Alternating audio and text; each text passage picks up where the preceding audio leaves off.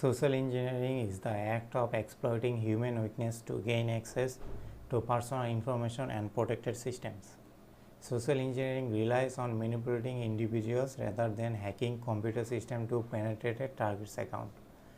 Social engineering refers to manipulation of a target so that they give up key information. In addition to stealing an individual's identity or compromising a credit cards or bank's account, social engineering can be applied to obtain a company's trade secret or exploit national security. Attackers often use the surprisingly simple tactic in social engineering schemes, such as asking people for help. Another tactic is to exploit disaster victims by asking them to provide personally identifiable information such as maiden name, address, date of birth, social security number, missing or deceased loved one. So why? Because this piece of information can later be used to identity theft. Emails can be disguised to appear as a true or originated from the known sender when they are sent from a hacker.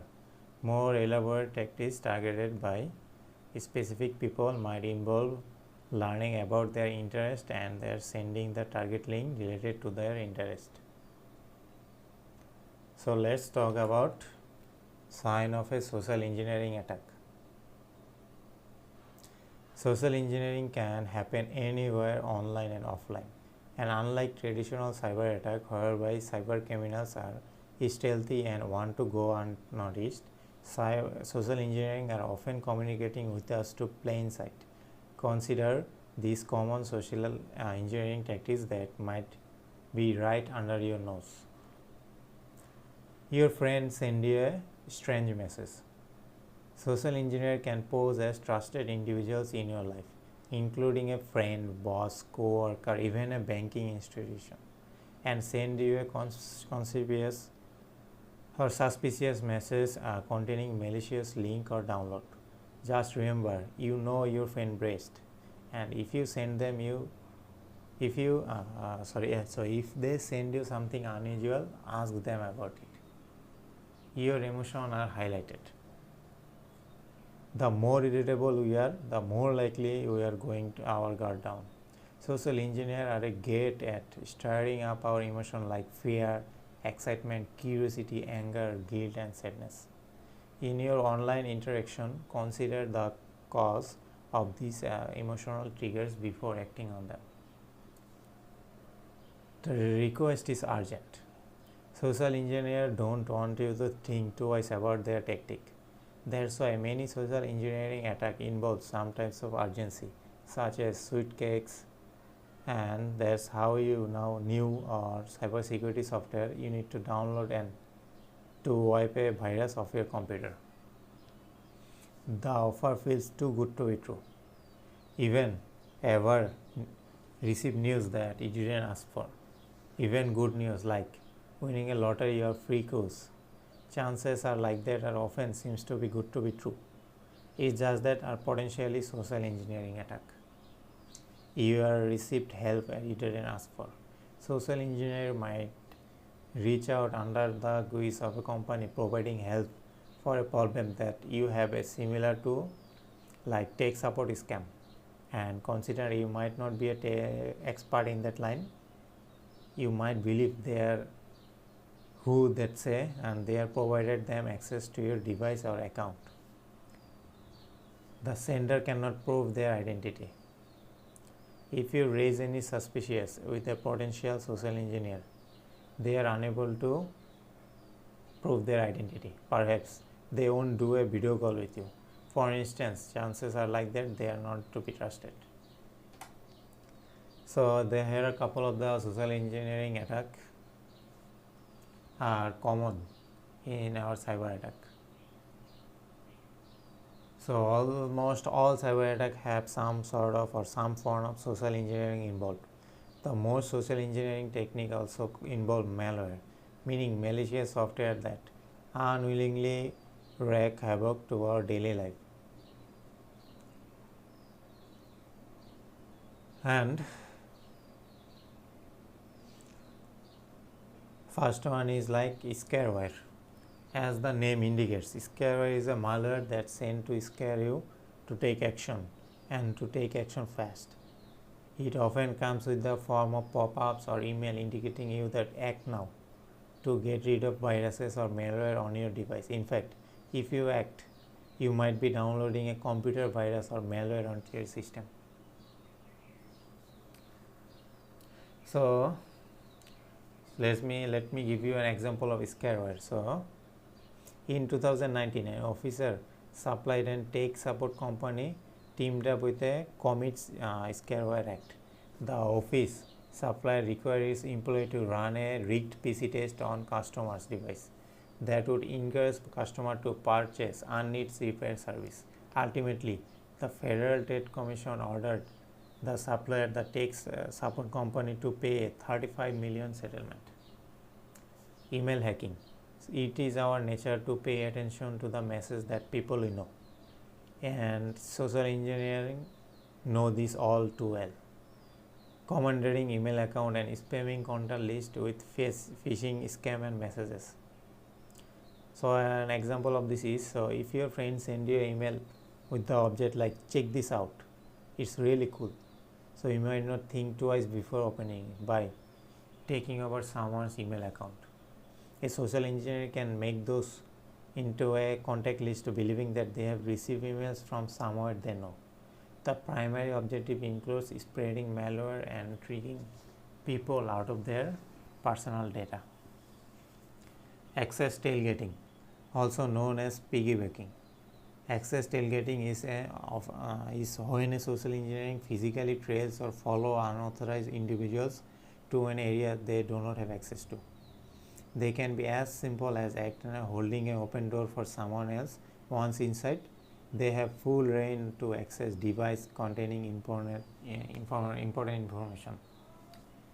Phishing. Phishing is a well-known way to grab information from an unwitting victim. How it typically works: a cyber criminal or phisher send a message to a target that asks for some type of information or action that might help with a more significant crime. The ask can be simple as encouraging you to download an attachment or verifying your email address. Worth noting is there are many forms of phishing that social engineering choose from, all with different means of targeting. Spam phishing attack takes a lot of form of big email sweep, not necessarily targeting a single user. Spear phishing target individuals, perhaps an impersonate a trusted contact, while target celebrity on a high-level executive. DNS spoofing, also known as cache poisoning. DNS spoofing is when a browser is manipulated so that online users are redirected to malicious website bent on stealing sensitive information. In other words, DNS spoof is when your cache is poisoned and with some like malicious redirects. So let me give you an example. In 2018, a cloud computing company and its customer were victim of a DNS spoofing attack that resulted in around 17 million of cryptocurrency being stolen from the victim. Cybercriminal rerouted people trying to log out into their cryptocurrency account to a fake website that gathered their credentials to the cryptocurrency site and ultimately drained their account. Baiting. Baiting is a built-up premise of someone taking the bait, meaning danger or dangling something desirable in front of a victim and hoping that they will bite. This occurs most often to peer-to-peer sites like social media, whereby someone might encourage you to download a video or music just to discover it's infected with malwares. So now, show your device. Physical breaches. As the name indicates, physical breaches are when a cybercriminal is in plain sight, physically posing a legitimate source of stealing confidential data or informing from you, or take the information from you. This might be as colleagues or a IT person. Perhaps they are disgruntled former employee, acting like they are helping you with a format problem on your device. In fact, they could be stealing your account login. Pretexting. What is pretexting? is the use of a interesting pretext or ploy to capture someone's attention. Once the story hooks the person, the social engineer tries to trick the would be victim into providing something of a value. Oftentimes, the social engineer is impersonating a legitimate source. Watering hole attack. A watering hole attack is a one-sweep attack that infects a single web page with malware. The web page is almost always on a very popular site, or a virtual watering hole. So if you will to ensure that malware can reach as many as possible. So let me give you an example because this might be tough to understand. So in 2014, a media site was compromised with a watering hole attack attributed to Chinese cybercriminals. They exploited vulnerabilities on a media site to create a fake widget that, when loaded, infected visitors' browsers with malware. The last one is quid pro quo. So this means a favor for favor, especially. So I give you this, you give me that.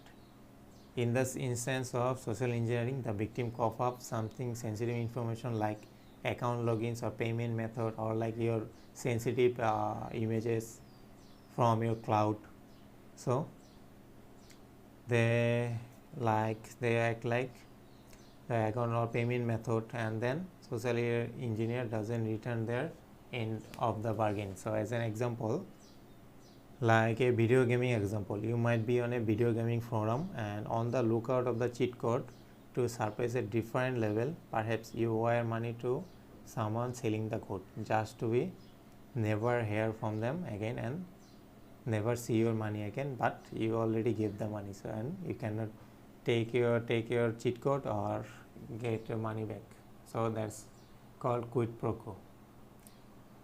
So that's the all of the types and ways that common cyber attack as a social engineering attack.